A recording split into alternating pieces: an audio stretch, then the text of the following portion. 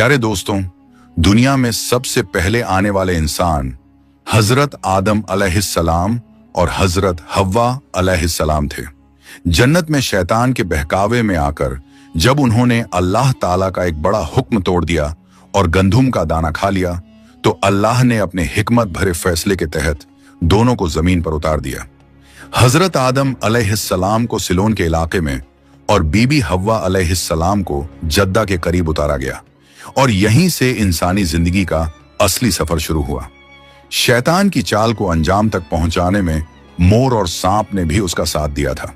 जब अल्लाह ताला ने इस सच्चाई को सामने लाया तो उन्होंने मोर को बुलाकर फरमाया, ऐ मोर, तुमने ऐसे शख्स को जन्नत का रास्ता दिखाया जिसे मेरी इजाजत के बिना अंदर नहीं जाना चाहिए था। इसलिए अब सजा के तौर पर तुम जन्नत में नहीं रहोगे और तुम्हारी खूबसूरती भी।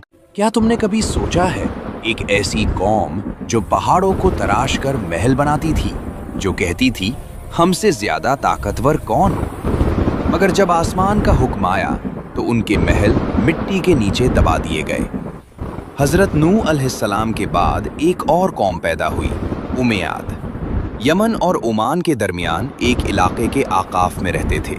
उनके शहर का नाम था इराम जातुल इमाद, यानी स्तंभों वाला शहर जो आसमान से बात करता था। उनके बदन पहाड़ों की तरह मजबूत, कद बादलों को छू लेते और उनका गुरूर आसमान को चीर देता था। वो कहते, हम ही जमीन के वारिस